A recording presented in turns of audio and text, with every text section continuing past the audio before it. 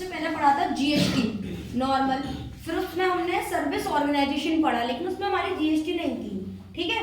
अभी हम लोग जो कर रहे हैं ज्यादा डिफरेंट नहीं है, जीएसटी आप पढ़ चुके हो ट्रेडिंग ऑर्गेनाइजेशन में, इसीलिए आपको ज्यादा कुछ ऐसा नहीं लगेगा कि हम क्या पढ़ रहे हैं। जीएसटी से आप पहले सब समझ चुके हो एंट्रीज करके, लेकिन प्रॉब्लम ये है कि पहले आपने करी थी ट्रेडिंग ऑर्गेनाइजेशन में, जहां पर आप जब हम एक ट्रेडिंग ऑर्गेनाइजेशन में होते हैं तो हम लोग जो जीएसटी लगाते हैं वो या तो हम स्टॉक आइटम पे लगाते हैं या फिर हम स्टॉक ग्रुप पे लगाते हैं करेक्ट। लेकिन जो हमारी अकाउंटिंग होती है सर्विस के लिए, एक सर्विस ऑर्गेनाइजेशन के लिए जब हम अकाउंटिंग करते हैं, वहां ना तो कोई स्टॉक आइटम होता है ना ही कोई स्टॉक ग्रुप होता है।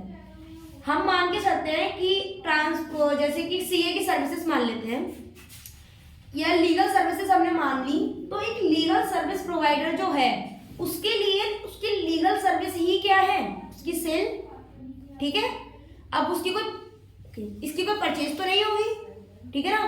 ऐसा तो नहीं है कि लीगल सर्विसेज पहले वो परचेज करके लाएगा कहीं से, फिर उसमें प्रॉफिट जोड़कर अपना सेल करेगा। वो डायरेक्टली अपनी लीगल सर्विसेज को कस्टमर्स को सेल करेगा और उसके बिहाफ पर उसकी इनकम जनरेट होगी, that is direct income for, ठीक है। तो इसके लिए क्या करना होता है, हमें ये पता करना है कि इसमें जीएसटी किस तरीके से लगाई जाती है। तो कुछ इसके बेस पर मैंने एक छोटी सी एक बनाई है लिस्ट, इसके अलावा काफी चीजें हैं। पहले अप्रैल मंथ में मैंने 8 एंट्रीज ऐड करी है, कॉन्सेप्ट समझ लेते हैं इनका, काफी चीजें आपको पहले से आती होंगी। सबसे पहले हम एक कंपनी बना लेते हैं, ठीक है, अपनी टैली पे।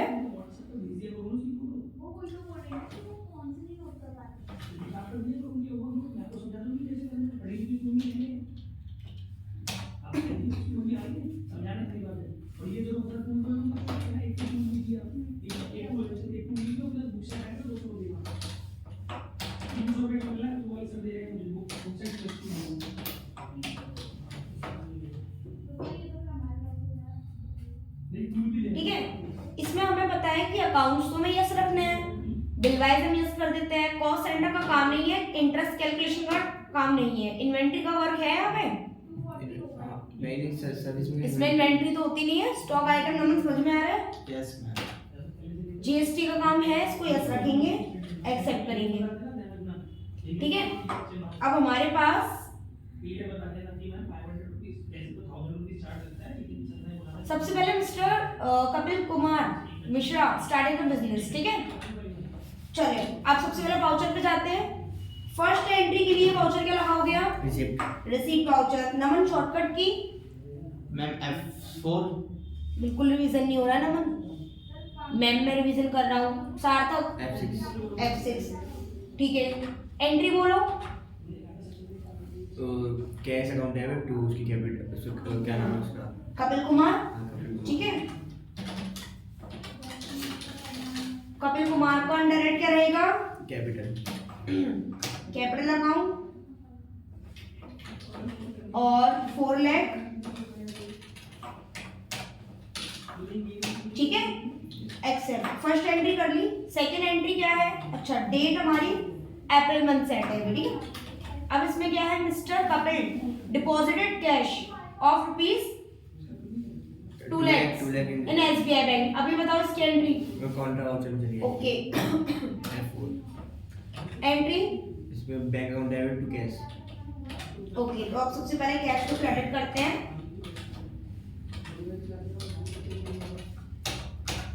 एसबीआई बैंक का अंडर है bank account,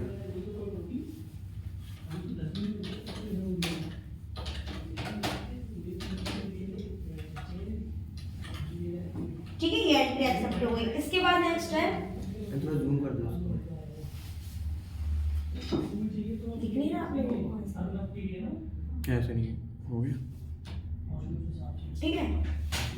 mister Kapil hired a space for office rent 4,000 per month and issue a check of ₹25,000 for security deposit।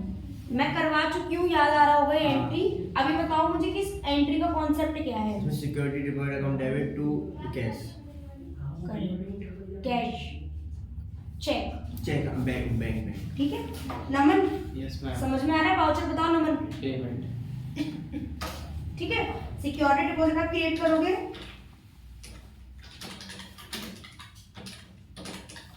Under head बताओ। सिक्योरिटी डिपॉजिट आएगा इसका, नहीं। या कुछ ही था। अंडर हेड बताओ। सिक्योरिटी एंड एसेट्स ऐसे कुछ करके Deposit assets। हाँ डिपॉजिट एसेट्स ठीक है, और कितना दिया है हमने? 25,000। 25,000। बैंक से ओके, नेक्स्ट है mister Kapil purchase the following assets, computer and all. ये सारी चीजें हमने परचेज करी हैं, फिक्स असेट्स है हमारी। ठीक है, तो डेबिट कर देंगे ना डेबिट कर देंगे। सबसे पहले है हमारा इसमें कंप्यूटर।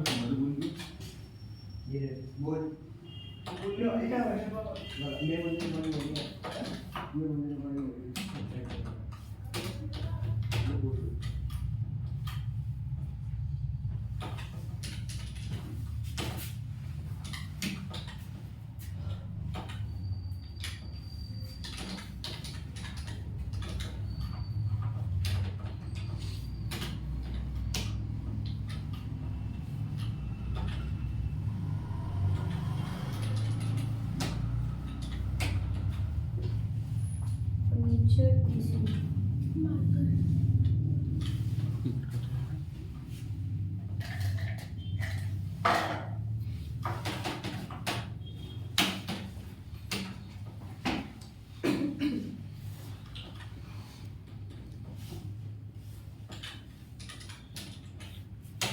ठीक है, कितनी चीज़ें थी? Computer, printer, furniture, AC.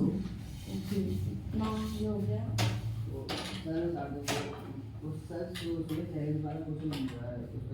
ठीक है, ये इतना हो गया हमारा। इसके बाद फिर नेक्स्ट एंट्री है स्टेशनरी। ठीक है, स्टेशनरी की। सिंपल है। नमन, एंट्री बोलो। मैंने वो ही कर ली जिसमें एम्प्लॉय को हायर कर रहे थे। हाँ। पहले ऊपर वाली तो करो, 5 नंबर एंट्री। यहाँ पर बैठ जाओ ना, नहीं दिख रहा तो बताओ एंट्री। सिंपल है बिल्कुल। मैं stationery account debit to cash. Stationery account debit to cash.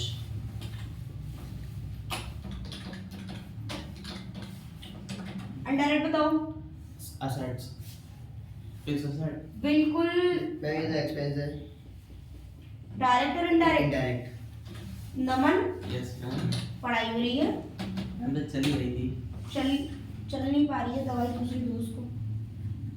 1500। Okay, enter. Mr. Kapil issued check of 4,000 throughout security telephone.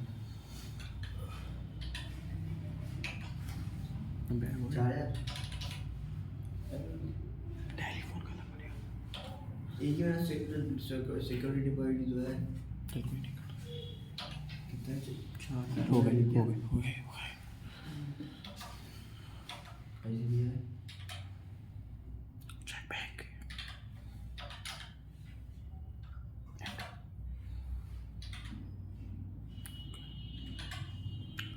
Mr. Kapil transfer cash 30,000 into petty cash.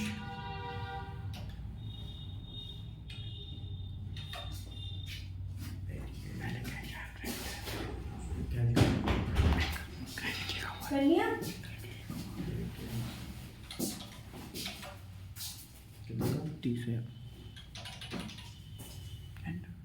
इसमें अजीब सी लाइट क्यों आ रही है?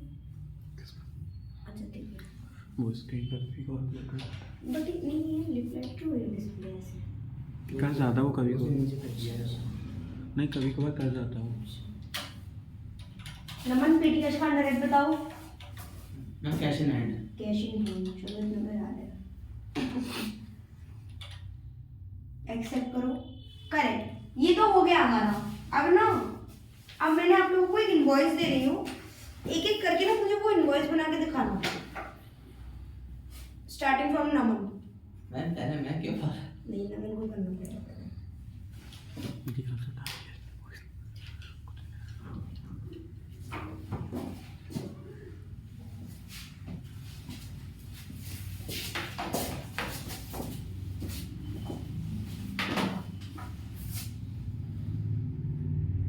देखो ये टैक्स इनवॉइस है,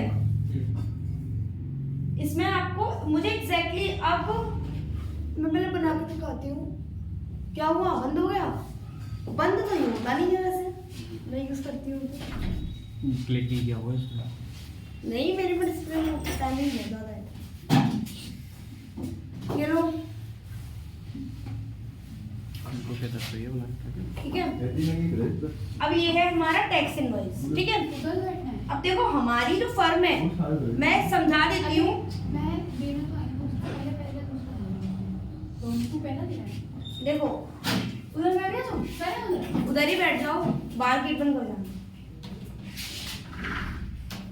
देखो हमें नॉर्मली रियल लाइफ में अगर ऐसा इनवॉइस मिलेगा, टैक्स इनवॉइस, ठीक है, तो अब उसको अपनी डायरी पे चढ़ाना है। वो मैं आपको सिखाती हूँ, अकाउंट जीएसटी के साथ में है हमारा। हम जो है अभी करंटली हम दिशा स्टोर है। कौन है हम? है? दिशा स्टोर। आप पहले ये बताओ मुझे कि ये सेल का इनवॉइस है या परचेज का इनवॉइस है? सेल का नहीं, सेल कैसे गुड्स में सेल कर रहे हैं? अरे परचेज का कैसे है? मुझे सर्विस दी होगी उसका इनवॉइस होगा। ये बताइए, आप सर्विस दी होगी या ली होगी, दोनों में से ले भी तो सकता है ना। तो ये सेल का इनवॉइस है या परचेज का इनवॉइस है? पहले मैं आपसे ये पूछ रही हूँ। परचेज का टैक्स मिला है, मतलब टैक्स किस बेस पर बोल रहे हैं आप कि ये परचेज का इनवॉइस है? ये बताओ, पहचान होनी चाहिए हमें।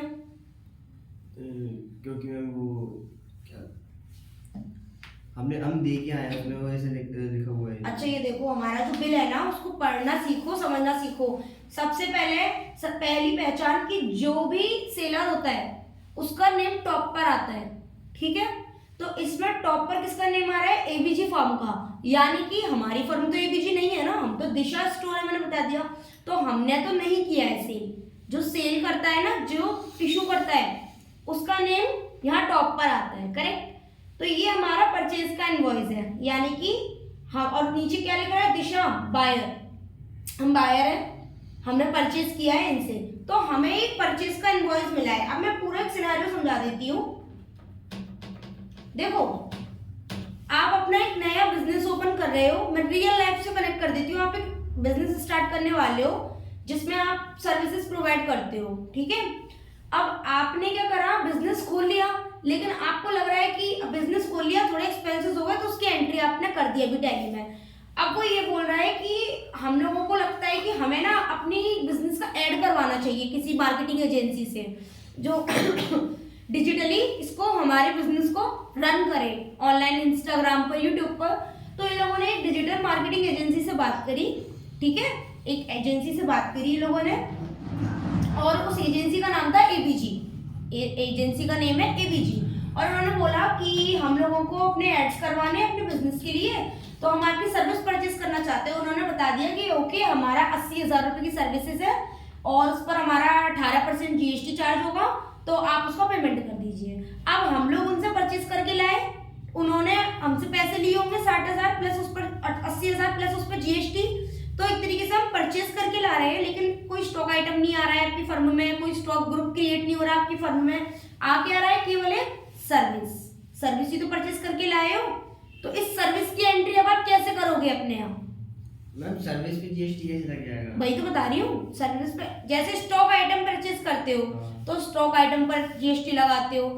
अब जब हम लोग अकाउंटिंग कर रहे होते हैं, देखो हमेशा याद रखना, एक होता है अकाउंटिंग का पोर्शन, एक होता है इन्वेंट्री का पोर्शन, ठीक है। जब हम इन्वेंट्री बेस्ड अकाउंटिंग कर रहे होते हैं जिसमें स्टॉक आइटम्स आते हैं, तब स्टॉक आइटम पर हम जीएसटी लगाते हैं या स्टॉक ग्रुप पे लगाते हैं। लेकिन जब हम अकाउंटिंग कर रहे होते हैं, नॉर्मल अकाउंटिंग जिसमें इन्वेंट्री नहीं आती है, उस केस में हम लेजर पर जीएसटी सेट करते हैं, ठीक है, तब हमारी जीएसटी एप्लीकेबल होती है। और ऐसा होता है सर्विस के केस में, ठीक है। तो हमारे पास ये टैक्स इनवॉइस है। अब आप कहीं पर गए हो और आपसे बोला गया है कि सर ये इनवॉइस है और आप हमें ऐसा ही बना के दे दीजिए, ठीक है। तो अब हम बना के देते हैं, ये क्या है, परचेज का इनवॉइस, करेक्ट। अब आप जाएंगे, अब पहले तो हमें ये नेम दिखाना है अपना दिशा स्टोर, तो हमने जो भी अपनी कंपनी का नाम बनाया है उसको मैं जरा ऑल्टर करके दिशा स्टोर कर लेती हूँ, ठीक है। क्या करूँ नमन, कैसे होगा ऑल्टर? मैम ऊपर ऑल्टर के ऑप्शन पे ए दबा के ऑल्टर ऑप्शन खुल जाएगा ना। अच्छा नमन ये लो, अब क्या करूँ नमन? चेंज कंपनी, कंपनी चेंज करवा दो, ये लो। मैं तो ऑल्टर की बात कर रही हूँ ना, मुझे नाम बदलना है, बिल्कुल प्रैक्टिस नहीं हुई है। ऑल्ट के फिर ऑल्टर, ठीक है। अब इस कंपनी के नेम को मैं कर देती हूँ दिशा स्टोर।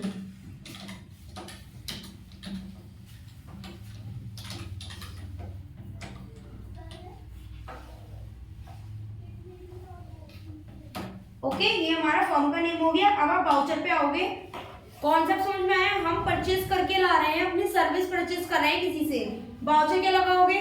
ओके हाँ F9 purchase voucher, okay purchase ही तो करके ला रहे हो, परचेज वाउचर लगाओगे। आप पूछ लेना, नहीं समझ में आए तो। ऑर्डर कर दिया अब आप ना मोड पे जाओ, कंट्रोल H मोड, वहाँ पे अकाउंटिंग इनवॉइस। जब भी हम एक सर्विस ऑर्गेनाइजेशन में एंट्री कर रहे होते हैं, सर्विस परचेज करने के लिए या सर्विस को सेल करने के लिए, तब हम क्या यूज करते हैं?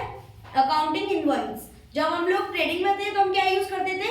Item invoice, correct. आप अकाउंटिंग इनवॉइस में जाओगे, यहाँ पर आपसे ना क्वांटिटी पूछेगा, ठीक है, क्योंकि वो एक अकाउंटिंग की हम कर रहे हैं एंट्री, इन्वेंट्री की नहीं कर रहे हैं। ये सप्लायर इनवॉइस नंबर है हमारे बिल में। ओके, ये जो इनवॉइस नंबर दिख रहा है आपको, हाँ। ठीक है। वैसे तो हम जब परचेज करते हैं तो ये हम खुद से ही देते हैं, एंटर करेंगे। इस डेट का क्या मतलब होता है? एक डेट यहाँ पर चल रही है, एक डेट यहाँ पे चल रही है। वो कब परचेज किया? हाँ, ये होती है परचेज की डेट और ये होती है एंट्री की डेट, ठीक है। अब मान लेते हैं हमने दो को ही करा, एंटर करेंगे। पार्टी नेम में आप क्या लिखोगे? जिस पार्टी से परचेज करा है। एबीजी फॉर्म, एबीजी से परचेज किया आपने, तो अब हम क्रिएट करेंगे एबीजी। ओके, तो एबीजी कौन है आपकी? Sale debtor. हाँ डेट नहीं, डेटर नहीं, क्रेडिटर हो गया, Creditor, पैसा नहीं है। परचेज किया ना आपने, क्रेडिटर। ओके, ये हो गया क्रेडिटर। अब एक्सेप्ट करेंगे, है ये यूपी का ही, एक्सेप्ट करा। अब यहाँ पर पर्टिकुलर्स में अब आपको वो सर्विस लिखनी है जो सर्विस आप परचेज करके लाए हो, ठीक है। तो हमने ये सर्विस ली है डिजिटल एड्स की सर्विसेज, हमने एबीजी फॉर्म से ये सर्विस परचेज करी है, ठीक है। तो सर्विस क्रिएट करोगे, जैसे स्टॉक आइटम क्रिएट करते थे, ऑल्ट सी प्रेस करोगे,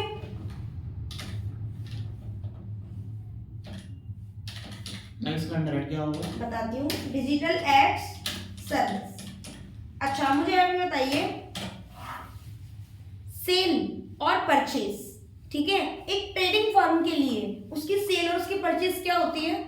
वो आइटम्स है ना, स्टॉक आइटम्स ही तो उसकी सेल, या तो वो स्टॉक आइटम परचेज करके ला रहा है तो वो उसकी परचेज है, या वो उन्हें सेल कर रहा है तो उसकी सेल है।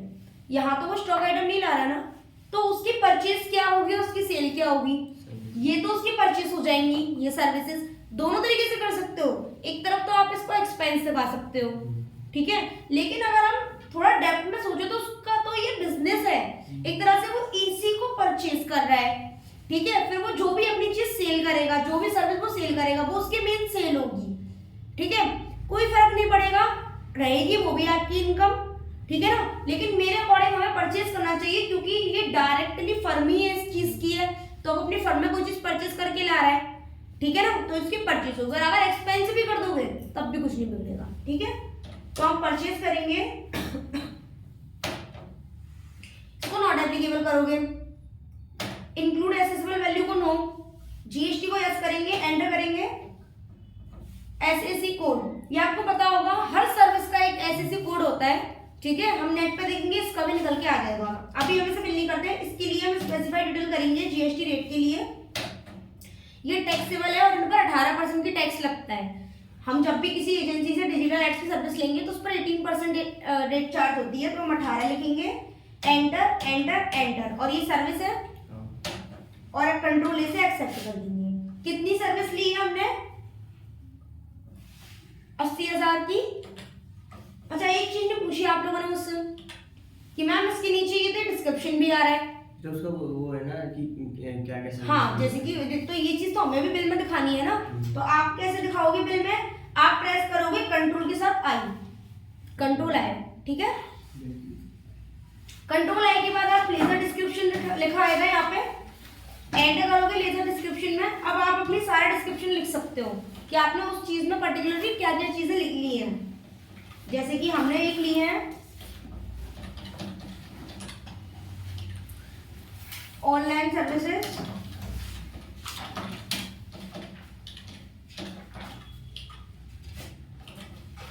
और इसके अलावा हमने लिया है ऑल्सो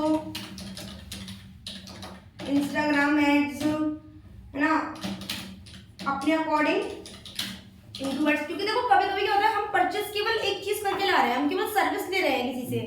मान लो कि मैंने किसी से किसी सीए फर्म से सर्विसेज ली, तो अब उसमें मैंने किस किस चीज की सर्विस ली है वो तो एक डिस्क्रिप्शन ही बता सकता है ना, मैं उस नेम से लेजर तो बना नहीं सकती हूँ पूरा, ठीक है। यूट्यूब एड्स की सर्विस डाल दिया मैंने, टेलीग्राम सर्विस डाल दिया, कुछ भी।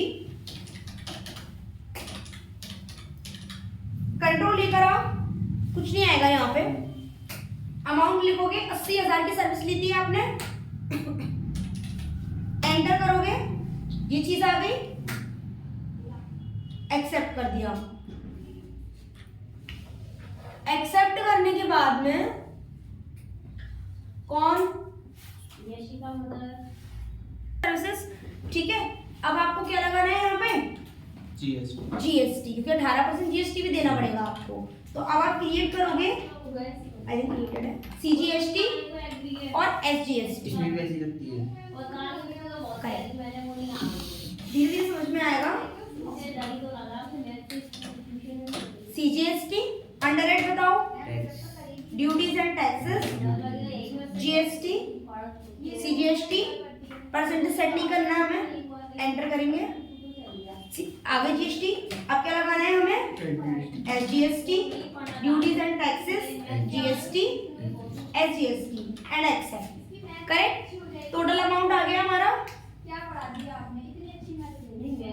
94,400, ठीक है, ये सब हो गया। अब इसे हमने करा एक्सेप्ट, बन गया। अब पेज अप से बैक जाऊंगी और कंट्रोल पीसेस का प्रीव्यू देखेंगे। उससे पहले एक काम है, कॉन्फ़िगरेशन में जाना है, लेजर लिखना है, show additional description for ledger, इसको आप यस रखोगे। अगर इसको नो करोगे तो आपका डिस्क्रिप्शन शो नहीं होगा जो आपने लिखा था, ठीक है। कंट्रोल ए करना है, प्रीव्यू पे जाकर एंटर करेंगे, ऑल्ट जेड करेंगे, तो ये हमारा बिल बन के आ गया। ये हमारा बिल बन के आ गया। अब ये देखेंगे आप, आपने जो लिखा डिस्क्रिप्शन आ गया आपका, प्रॉपर ये चीजें आ गई, टैक्स लग के आ गया उसमें। अब ये जो परचेज का इनवॉइस है, परचेज का इनवॉइस है ये, इसीलिए इसमें ये नेम ऊपर आ रहा है। इसमें ये चीज क्योंकि हमारी फर्म इस टैक्स को इशू कर रही है, इसको हमारी फर्म इशू कर रही है, और ये परचेज का इनवॉइस है और हम अपनी परचेज दिखा रहे हैं, इसीलिए तो हम पहले आएंगे। जो सेल कर रहा है, जो सेल कर रहा है वो अपने नेम से दिखाएगा, और जो परचेज कर रहा है वो अपने नेम से दिखाएगा। तो इस तरीके से हमारा बनता है पूरा ये इनवॉइस। तो ऐसे हम चढ़ाते हैं इनवॉइसेस को। आपको कंपनी में या जहाँ भी आप जॉब के लिए जब जाते हैं, किसी भी चीज़ के लिए अप्लाई करते हो, तो आपको इनवॉइस दिए जाते हैं फिजिकल फॉर्म में कि ये लीजिए, अब आप इसको हमें चढ़ा के दिखाइए आप कैसे चढ़ाओगे। तो आपको ट्रेडिंग का तो आता है बनाना, अगर मैं आपको मैं आपकी प्रैक्टिस भी करवाऊंगी इस चीज़ की।